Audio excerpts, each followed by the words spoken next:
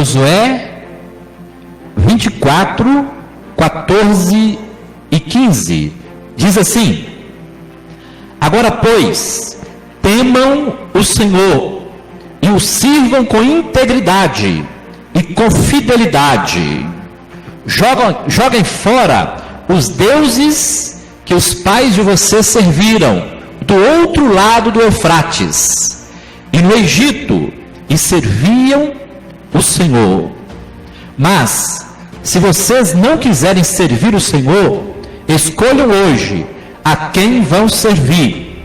Se os deuses a quem os pais de vocês serviram do outro lado do Eufrates, ou os deuses dos amorreus, em cuja terra vocês estão morando. Eu e a minha casa serviremos ao Senhor. Deus abençoe a sua palavra nos nossos corações.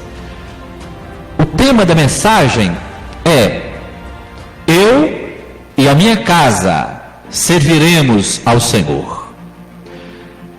Esse discurso feito por Josué, que se encontra no capítulo 24 do seu livro, Josué, foi o último discurso antes da sua morte. Ele que foi o sucessor de Moisés. Ele é chamado de o servo de Moisés. Ele teve a incumbência de completar a missão que Moisés não fez, que era de conduzir a nação de Israel até a terra prometida. E o que nos chama a atenção na vida de Josué é que ele foi uma pessoa que fez a diferença no meio do seu povo. Ele foi um dos príncipes, um dos 12 príncipes que foram enviados por Moisés para espiar a terra prometida. E ele, juntamente com Caleb, somente os dois deram um relatório positivo, mesmo diante das circunstâncias negativas, mesmo vendo os gigantes, mesmo vendo as tribulações, as provas que eles iriam enfrentar lá em Canaã. Eles conseguiram ver que aquela terra realmente era uma terra boa, era uma terra que manava leite e mel. E ele fortaleceu o coração tanto do seu líder Moisés, como também da nação de Israel. E devido a este feito, somente ele, Josué e Caleb, foram os dois únicos que saíram do Egito e que entraram na terra prometida. Mas agora, ali, já tomando posse da terra prometida, Josué, já com 110 anos, ele se encontra numa situação bem complicada. Que situação que ele se encontrava?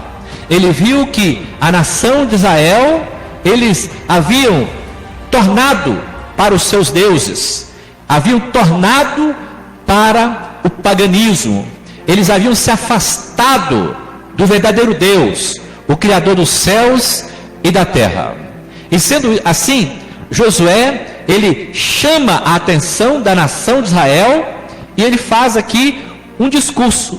No capítulo 24 você vai encontrar todo esse discurso.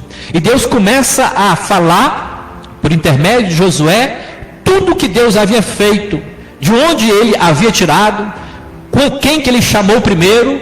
Abraão, que era filho de pais idólatras, que fez uma promessa para ele. Depois falou sobre a descendência de Abraão, que são os patriarcas Abraão, Isaque e Jacó, até chegarem no Egito. E depois de 430 anos presos no Egito, Deus levanta um libertador e os conduz com graça, com proteção e com provisão por 40 anos pelo deserto, abençoando, guardando, protegendo. Morre Moisés. Moisés é substituído por Josué. Josué enfrenta várias batalhas, enfrenta vários inimigos e mostra que há somente uma atitude a se tomar diante do Senhor, que é fazer uma escolha.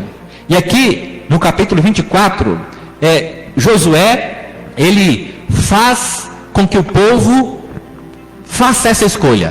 Ele propõe 2 caminhos. Ele propõe que as pessoas que não querem mais andar na presença do Senhor, que se afaste dele, que sigam outros deuses. Mas aí ele traz essa palavra poderosa: porém, quanto a mim, eu e a minha casa serviremos ao Senhor. O tema da mensagem, eu e a minha casa serviremos ao Senhor, tem tudo a ver com o momento em que nós estamos vivendo. Por que eu digo isso? Uma vez que nós não vamos poder mais nos reunir pessoalmente aqui na congregação, nós temos que tomar algumas atitudes para que a bênção do Senhor se manifeste sobre a nossa casa e sobre a nossa família. Porque família é o projeto de Deus, irmãos. O inimigo tem se levantado dia após dia para destruir as famílias. Mas família, desde o início, lá de Gênesis até Apocalipse, nós podemos ver nitidamente que Deus, ele projetou a família. Ele não só projetou na sua mente, mas ele formou a família. Quando você lê em Gênesis, no capítulo 2, você vê Deus fazendo o homem, fazendo a mulher. No capítulo 3, você vê eles querendo ser independentes, se afastando de Deus. No capítulo 4, você vê a confirmação do projeto de Deus, o nascimento dos 2 filhos de Adão e Eva, Caim e Abel.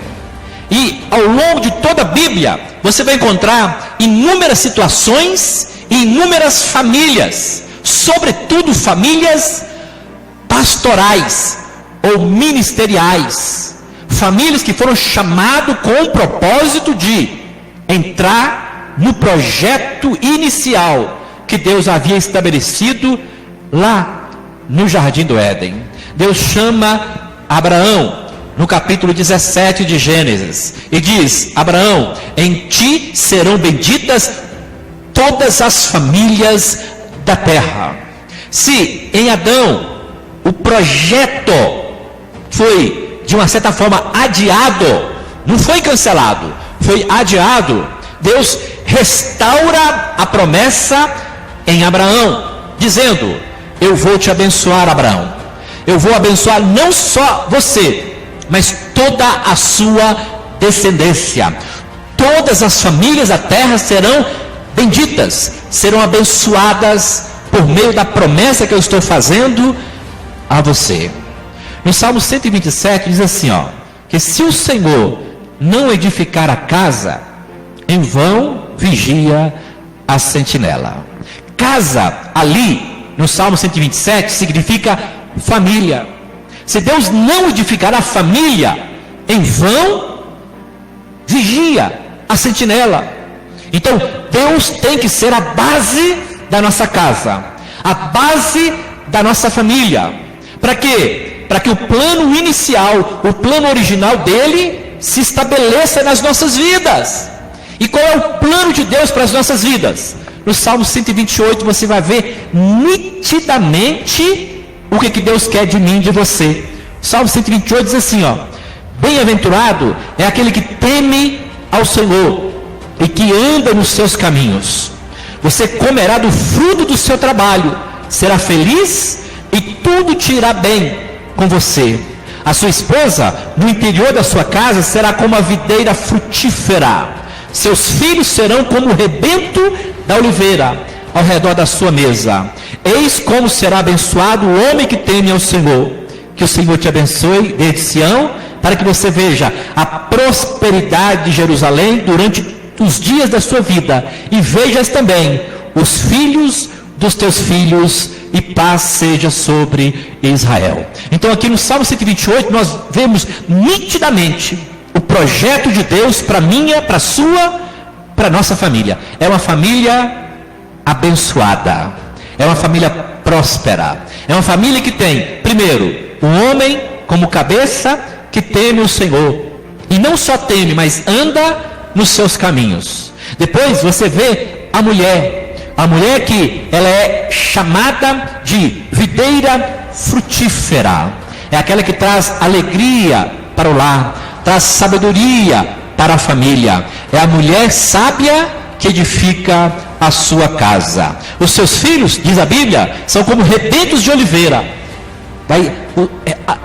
Rebento de oliveira significa o óleo. O óleo representa a presença do Espírito Santo. E ele traz alegria, traz virtude, traz harmonia, traz bênção, traz vida sobre o lar e sobre a família. Então, amados irmãos, irmãs, a Bíblia nos mostra nitidamente que nós precisamos pagar um preço para que Deus venha abençoar a nossa casa e a nossa família.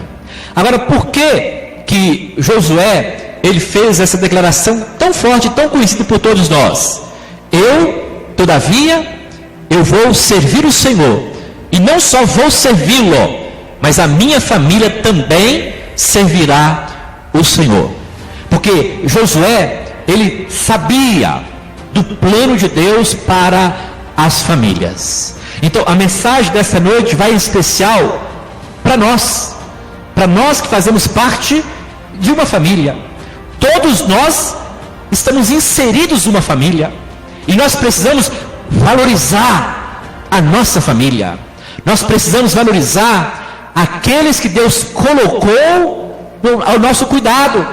Os pais cuidando dos filhos, os filhos cuidando dos pais. Então, cada um cumprindo com a sua obrigação, com o seu papel no seio da família. A Bíblia nos fala sobre várias famílias modelos que, infelizmente, elas, com o passar do tempo, elas foram perdendo a direção, foram perdendo o rumo, foram perdendo, a sensibilidade de ouvir a voz de Deus. De repente você fala assim, mas lá em casa só eu que sirvo a Deus, só eu que pago o preço, só eu que oro, só eu que me consagro, só eu que jejuo. Dê glória a Deus por isso, porque Deus te levantou, Ele te chamou para ser uma coluna, aquele ou aquela que vai pagar o preço para que a palavra de Deus se cumpra na sua vida, se cumpra na sua casa, se cumpra na sua família. E assim como Josué, nós também vamos dizer, eu e a minha casa serviremos ao Senhor. Irmãos, a maior vitória que alguém tem é reunir toda a sua família no altar de Deus. Minha família no altar de Deus tem que ser um projeto para toda a vida. Nós precisamos buscar do Senhor, precisamos clamar ao Senhor, precisamos interceder, pagar um preço, buscá-lo até que Ele ouça o nosso clamor e restaure a nossa família, restaure o nosso lar, que Ele alcance os filhos afastados, os filhos desviados, os maridos que não se converteram, aqueles que porventura outrora estavam na casa de Deus, mas que por um motivo ou outro se afastou, abandonou os caminhos do Senhor. Então, assim como Josué, nós precisamos declarar no mundo espiritual, ainda que muitos não queiram, ainda que muitos estejam se afastando, se desviando, perdendo a fé, eu e a minha casa, nós serviremos ao Senhor. Deus não nos deu filho para a perdição, Deus nos deu filho para a salvação. Salmo 127 diz que o filho é herança do Senhor, o fruto do seu ventre é o seu galardão. Então Deus nos abençoou com os nossos filhos. Então não vamos abrir mão da salvação dos nossos filhos. Ore pelos seus filhos, ore pela libertação dos seus filhos. Não arrede o pé até que Deus ouça o seu clamor. E não só até que Ele ouça, mas depois que Ele ouvir, continue pagando o preço, orando, intercedendo, porque Deus, Ele honra as suas promessas. E uma das promessas dele para mim e para você é: crer no Senhor Jesus e será salvo tu e a tua casa. Deus vai salvar a nossa casa, mas para isso nós precisamos crer, nós precisamos acreditar, precisamos confiar e perseverar, porque Deus, Ele não nos esqueceu, Ele vai nos abençoar, Ele vai tocar naqueles que estão afastados, aqueles que de repente nós até pensamos, para isso não tem mais jeito. Tem jeito sim, enquanto a vida, Deus pode mover os céus e terra e transformar a nossa casa, a nossa família. Então continue orando pelos seus filhos, paga um preço, ainda que eles não queiram nada com Deus, ainda que eles não queiram nada se responsabilizar com o Evangelho, mas que através da sua intercessão, da sua oração, do seu clamor, Deus vai mover os céus e terra e vai liberar uma palavra de transformação. Ele fala, irmãos, quem convence o homem não somos nós, quem convence os nossos filhos não somos nós, não somos pais, as mães, mas é o Espírito Santo de Deus que convence o homem do pecado, da justiça e do juízo.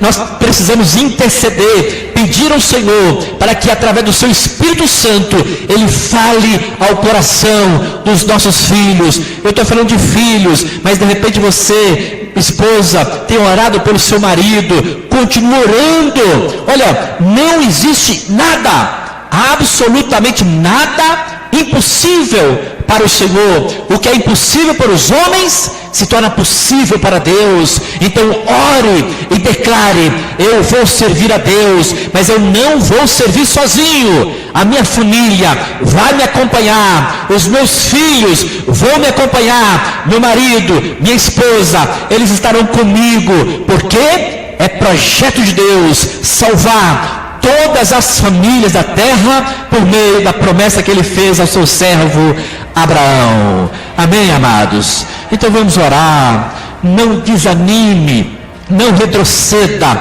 não perca a fé, mas vamos orar, vamos interceder. Aí de repente você fala assim, mas a minha família toda está na presença do Senhor. Glória a Deus, que bênção. Então continue orando para que ela permaneça, para que eles não venham se desviar, para que eles não venham se afastar, mas que eles se firmem cada dia mais. Mães, cuide dos seus filhos. Pais, cuide dos seus filhos enquanto são pequenos. A Bíblia é clara, Provérbios 22:6, ensina a criança o caminho que deve andar, porque depois que ele crescer, ele não vai se desviar. Se os nossos filhos não aprenderem enquanto são crianças, enquanto são mais jovens, depois que alcançarem uma certa estatura, eles não darão mais ouvidos. Então vamos ensinar. Aí você fala, mas por que eu estou falando isso? Sabe por quê, irmãos? Porque agora, mais do que nunca, nós precisamos restaurar o culto no lar, as nossas reuniões nos lares. É importante nós fazermos isso. Eu me lembro que quando os meus filhos eram pequenos, minha esposa está aqui, ela vai confirmar, nós reunimos com os nossos filhos, nós orávamos de mãos dadas, líamos o texto da Bíblia. Nós precisamos restaurar isso. Os filhos crescem, nós deixamos de fazer isso, cada um com seus afazeres, cada um com as suas atribulações, com as suas correrias, com as suas preocupações. Então nesses dias em que nós não estaremos mais reunidos presencialmente, hoje mais do que nunca, nós precisamos restaurar o culto no lar. Mesmo que você não consiga reunir toda a sua família, reúna aqueles que você pode. Aí você fala assim, mas a minha família sai cedo para trabalhar. Então reúna você mesmo em nome da sua família, profetiza que Deus vai alcançar a sua família. De repente, alguns de seus filhos já são independentes, já moram com os seus cônjuges. Você pode profetizar, assim como Josué fez: eu e a minha casa, nós serviremos ao Senhor. As suas palavras têm poder, as suas atitudes movem no sobrenatural. Então que nós possamos realmente, ter um momento familiar, buscando a presença do Senhor, lendo a palavra, profetizando, que esse tempo em que nós vamos permanecer longe do templo, longe do santuário, nós não vamos nos contaminar com nada, nós não vamos nos separar do Senhor, nós não vamos nos desviar, nós não vamos perder a fé, não vamos perder o ânimo, mas pelo contrário, nós vamos ter mais sede, mais fome. No início, lá em Atos, no capítulo 2, a partir do versículo 46, você encontra registrado que a igreja primitiva, eles se reuniam todos os dias, no templo e de casa em casa. Nós não vamos poder mais nos reunir no templo, mas nós não estamos proibidos de nos reunirmos de casa em casa. Você pode reunir na sua casa, reúne com a sua família, reúne lá com seu cônjuge, com seus filhos e profetiza. Nós precisamos estudar a palavra, medita a palavra. Quanto mais próximo nós estivermos da palavra, mais próximos também nós estaremos de Deus. Quanto mais distantes nós estivermos da sua palavra, mais distantes também nós estaremos do nosso Deus. Então vamos restaurar o culto familiar, vamos restaurar o culto no lar. Nós tínhamos o culto, a arca na minha casa, aonde nós íamos até as casas, até os lares, para abençoar, para orar, para levar uma mensagem de evangelismo, de edificação, de fortalecimento. Ungimos as casas. Nós não estamos podendo fazer isso, mas uns indo na casa dos outros, mas nós podemos fazer isso na nossa casa. Unge a sua casa, abençoa a sua família, abençoa os seus filhos, abençoa o seu cônjuge. Sabe por quê? São dias em que tudo está conspirando para a destruição da família. E como que a família é destruída? Quando consegue roubar a fé. Quando consegue roubar a nossa fé, a nossa família vai desmoronando. Nós vamos perdendo o contato, perdendo a harmonia, perdendo até a alegria de estar perto um do outro. Mas quanto mais nós alimentarmos a nossa fé, mais confiança nós vamos ter nas promessas do Senhor, e Ele vai cumprir cada uma delas. Ele vai nos abençoar, Ele vai salvar a nossa casa e a nossa família. Então eu encerro a mensagem dessa noite dizendo para cada um de vocês: vamos restaurar o lar, vamos restaurar a nossa família por meio do culto do lar. Nós precisamos fazer nossas reuniões nos lares, lendo a palavra juntos, orando juntos, nos edificando juntos, porque são dias difíceis, dias em que o inimigo tem se levantado para tentar nos impedir de tomarmos posse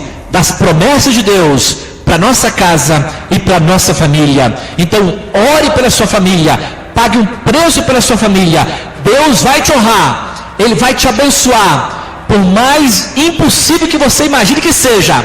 Mas Deus, Ele é poderoso para fazer infinitamente mais de tudo que nós pensamos, pedimos e almejamos. Ele vai alcançar a nossa família, Ele vai restaurar o nosso lar, Ele vai alcançar os filhos. Você, mãe, que tem orado pelos seus filhos, você, pai, que tem pago um preço pela libertação, pela restauração dos seus filhos.